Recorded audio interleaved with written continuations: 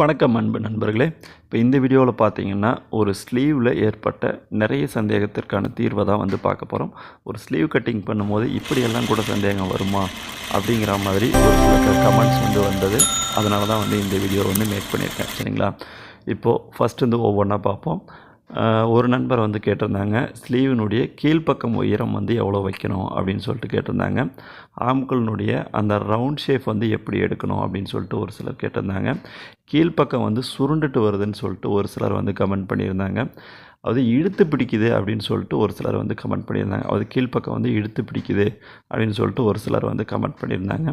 இது எல்லாத்துக்குமே இந்த வீடியோ ஒரு தீர்வாக இருக்கும். சரிங்களா? இப்போ நான் ஒரு சில கமெண்ட்டை தான் சொல்லியிருக்கேன். இந்த மாதிரி நான் சொல்லாத கமெண்ட்ஸும் நிறைய இருக்குது. சரிங்களா?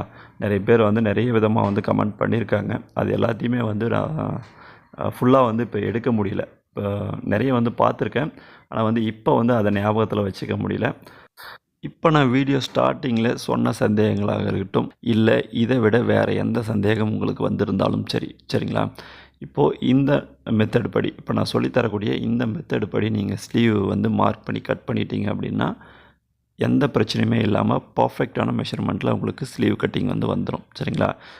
ஸ்லீவனுடைய ரவுண்ட் ஷேப் எடுக்கிறதா இருக்கட்டும், கீழ்ப்பக்க உயரம் வைக்கிறதா இருக்கட்டும், எல்லாத்துக்குமே இந்த ஒரு வீடியோ உங்களுக்கு தீர்வாக இருக்கும்.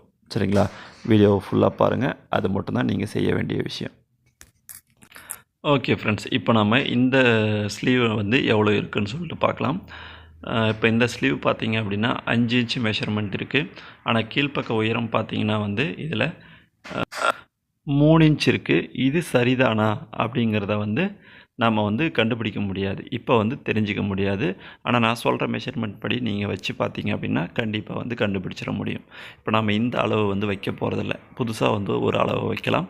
இப்போ இதே சேம் அளவு மெத்தடை நீங்கள் இப்போ எடுத்தால் இந்த அளவுக்கும், இப்போ நம்ம அளவு ப்ளவுஸில் எடுத்தோம் பாருங்கள், இந்த அளவுக்கும் நீங்கள் அப்ளை பண்ணி பார்க்க முடியும். சரிங்களா?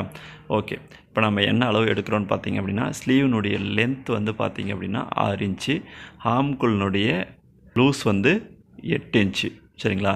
ஸ்லீவ்னுடைய லூஸ் 11 இன்ச். இப்படி ஒரு மெஷர்மெண்ட் எடுக்கிறோம். இப்போ இந்த மெஷர்மெண்ட் ஸ்லீவ்னுடைய லூஸ் 11 இன்ச் இருக்குது அப்படின்னா கண்டிப்பாக ஆம்குள்னுடைய லூஸ் 8 இன்ச் வராது. 8 இன்ச் டோட்டலாக சுற்றளவு 16 இன்ச் கணக்கு. சரிங்களா? நம்ம ஒரு பக்க அளவை மட்டும் மெஷர் பண்ணியிருக்கோம். ஸ்லீவ்னுடைய லூஸ் பார்த்திங்க அப்படின்னா ஃபுல் மெஷர்மெண்ட் தான், சுற்றளவு தான் 11 இன்ச்சு. பாதியை பிரிக்கும் போது 5.5 இன்ச்சு. ஓகேங்களா? ஸ்லீவ்னுடைய லூஸை நம்ம 11 இன்ச்சுன்றதை சுற்றளவை மென்ஷன் பண்ணியிருக்கோம். ஆம்குள்னுடைய லூஸ் பார்த்திங்கன்னா பிரித்து 8 இன்ச்சு மெஷர் பண்ணியிருக்கோம். சரிங்களா? ஓகே. இப்போ ஸ்லீவ்னுடைய லென்த் 6 இன்ச் வச்சுட்டு அதுக்கு மேலே தையலுக்கு 1/2 இன்ச் எக்ஸ்ட்ரா வச்சுருக்கேன். 1/2 இன்ச் மெஷர்மெண்ட் எடுத்திருக்கேன். ஓகேங்களா? இப்போ ஆம்களுடைய லூஸ் இந்த ஸ்லீவ்னுடைய லூஸுக்கு மேட்ச் பண்ணி பார்க்கும்போது இது அதிகம்தான். இப்படி ஒரு மெஷர்மெண்ட் வரும்போதும் நீங்கள் கரெக்டாக வைக்கணுங்கிறதுக்காக தான் இந்த மெஷர்மெண்ட் எடுத்திருக்கேன். ஓகே ஃப்ரெண்ட்ஸ், இப்போ ஸ்லீவ்னுடைய லூஸ் 11 இன்ச்சு, அதில் பாதி 5.5 இன்ச் வச்சுட்டு அதுக்கு மேலே தையலுக்கு 1.5 இன்ச் எக்ஸ்ட்ரா வச்சுருக்கேன். இப்போ ஆம்குள்னுடைய அளவு எடுத்துக்கலாம். ஆம்குள்னுடைய சுற்றளவு 16 இன்ச் எடுத்திருக்கோம். அதில் பாதி 8 இன்ச்சு மெஷர் பண்ணி நம்ம எழுதி வச்சுருக்கோம். சரிங்களா? இப்போ அந்த 8 இன்ச்சு மெஷர்மெண்ட் ஆம்குளுக்கு நம்ம கொடுக்கணும். இப்போ அந்த 8 இன்ச்சு மெஷர்மெண்ட்டை இங்கே வச்சுக்கோங்க. இப்போ இதுக்கு முன்னாடி நீங்கள் ஒரு விஷயம் பண்ணணும். இந்த 8 இன்ச்சு மெஷர்மெண்ட்டில் 1 இன்ச்சை மைனஸ் பண்ணிக்கோங்க. இது பேசிக்காக நம்ம சொல்லக்கூடிய ஒரு மெஷர்மெண்ட். இதில் ஒரு சின்ன கணக்கீடுபடி பார்த்தீங்க அப்படின்னா நம்ம வேறு மாதிரி வைக்க மாதிரி இருக்கும். அந்த 1 இன்ச்சுங்கிறது காமனாக நீங்கள் எல்லா ப்ளவுஸ்க்கும் நீங்கள் வச்சுக்கலாம். சரிங்களா? ஆம்குளுடைய அளவுலேருந்து 1 இன்ச் மைனஸ் பண்ணி இந்த இடத்துல வச்சுக்கோங்க. 7 இன்ச்சு. அந்த 7 இன்ச்சை மெஷர் பண்ணி மார்க் பண்ணிவிட்டு ஆம்குள்னுடைய அளவு 8 இன்ச்சை கிராஸாக வச்சு மார்க் பண்ணிங்க அப்படின்னா இப்போது அந்த ஒரு சென்டர் பாயிண்ட் கிடச்சிரும். இப்போ 2 மார்க்கும் ஜாயிண்ட் ஆகிற சென்டர் பாயிண்ட் கிடச்சிரும். அதில் இருந்து 1/2 இன்ச் தையலுக்கு எக்ஸ்ட்ரா கூட வச்சுட்டு இந்த ஆம்குள் ரவுண்டை இந்த மாதிரி வரைஞ்சிக்கோங்க. பர்ஃபெக்டான மெஷர்மெண்ட் உங்களுக்கு கிடச்சிரும். சரிங்களா? இப்போது கீழ்ப்பக்க உயரம் கரெக்டாக வச்சிட்டோம் அப்படின்னா கீழ்ப்பக்கம் இழுத்து பிடிக்கிறதும் வராது, சுருக்கமும் வராது. இந்த மாதிரி எல்லா கம்ப்ளைண்ட்டுக்கும் இது கரெக்டான தீர்வாக இருக்கும். கீழ்ப்பக்க உயரம் எப்படி வைக்கணும்னு கேட்டிருந்தீங்க. அதுக்கும் இதில் உங்களுக்கு ஆன்சர் கிடச்சிருச்சு. சரிங்களா? இப்போ இந்த மெஷர்மெண்ட் எல்லா அளவுகளுக்கும் பொருந்துமா அப்படின்னு கேட்டிங்கன்னா கண்டிப்பாக வந்து பொருந்தாது. 100க்கு 80% இது சக்ஸஸ்ஃபுல். சரிங்களா? மீதி 20% வந்து ஃபெயிலியர் தான் ஆகும். அந்த 20% ஃபெயிலியர் என்னங்கிறதையும் வந்து இந்த வீடியோவில் வந்து பார்த்துடலாம். சரிங்களா? இப்போது இந்த அளவு ப்ளவுஸில் பார்க்கலாம். ஸ்லீவ்னுடைய லூஸ் எவ்வளோ இருக்குதுன்னு பார்த்தீங்க அப்படின்னா 6 12 இன்ச் இருக்குது. ஆம்கோல்னுடைய அளவு எவ்வளோன்னு பார்க்கலாம். ஆம்கோல்னுடைய அளவு பார்த்தீங்க அப்படின்னா 7 இன்ச் தான் இருக்குது. 7 14 இன்ச் தான் இருக்குது. அப்போது 14 12 2 இன்ச் டிஃப்ரென்ஸ் தான் இருக்குது சுற்றளவில். அதாவது பாதியாக பிரிக்கும்போது 1 இன்ச் தான் டிஃப்ரென்ஸ் இருக்குது. சரிங்களா? இப்போ இந்த மாதிரி ப்ளவுஸ் வரும்போது நமக்கு வந்து தப்பாக தான் வரும். இந்த கணக்கீடு வந்து தப்பாக தான் வரும். இப்போ இந்த ப்ளவுஸை வந்து நாம் இந்த ப்ளவுஸில் எடுத்த அளவை நாம் இங்கே அப்ளை பண்ணி பார்க்கலாம். சரிங்களா? இப்போ 7 இன்ச் மெஷர்மெண்ட்டுக்கு 1 இன்ச் மைனஸ் பண்ணி 6 இன்ச் வச்சு மேட்ச் பண்ணி அந்த ரவுண்டை வந்து நம்ம எடுத்திருக்கோம். ஓகேங்களா? இப்போ அந்த உயரம் வந்து மாறுபடுத்து பாருங்கள். கீழ்ப்பக்கத்தில் இருந்து மேலே வந்து வரும்போது அந்த உயரம் வந்து மாறுபடுது.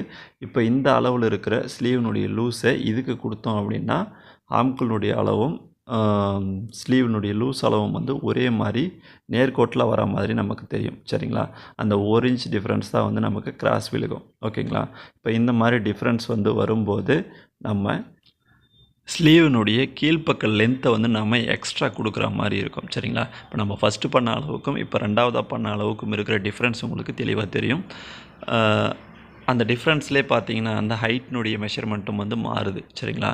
இப்போ ஆம்கோல்னுடைய அளவு அதிகமாகும் போது கீழ்ப்பக்க லென்த் வந்து குறையுது. ஆம்கோல்னுடைய அளவு வந்து குறையும் போது கீழ்ப்பக்க லென்த் வந்து அதிகமாகுது. ஓகேங்களா? இப்போ இதை வந்து கவனத்தில் வச்சுக்கோங்க. இப்போ நம்ம அளவு ப்ளவுஸில் எடுத்த அளவுப்படி பார்த்தீங்க அப்படின்னா ஆம்கோல்னுடைய அளவு 14 இன்ச்சு பிரித்தா வந்து 7 இன்ச்சு இந்த இடத்துல வரும். அதே மாதிரி கை லூஸ் வந்து 6 இன்ச்சு, அது 12 இன்ச்சு, அது பிரித்தா 6 இன்ச் வரும்.